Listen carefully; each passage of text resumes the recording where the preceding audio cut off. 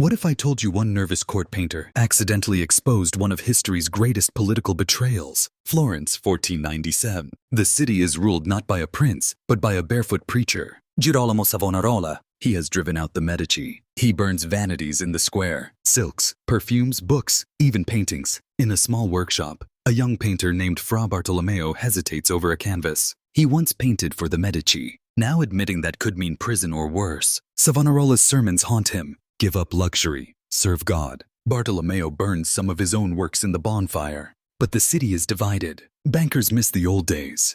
Merchants fear war with France and the Pope. In secret, Medici supporters plot to restore their power. A letter arrives from Rome. The Pope orders Savonarola to stop preaching. The friar refuses. Florence tightens like a bowstring. To prove loyalty, Bartolomeo accepts a commission. Paint Savonarola himself. Not as a raging prophet, but as a calm, saintly leader. He studies the friar's thin face, the tired eyes, the doubt under the fury. While he works, the political wind shifts. Rival preachers attack Savonarola. Merchants whisper that trade is dying. Foreign ambassadors report everything back to kings who only care about Italian gold. In 1498, an ordeal by fire is planned. Supporters and enemies will walk through flames to prove whose god is stronger. It is cancelled in chaos. Crowds turn. Savonarola is arrested, tortured, hanged and burned in the same square where he burned books. His allies' records are destroyed, but Bartolomeo's portrait survives. Years later, the Medici return. They quietly collect propaganda of the old regime. Most Savonarola images vanish, yet that one painting remains in a convent.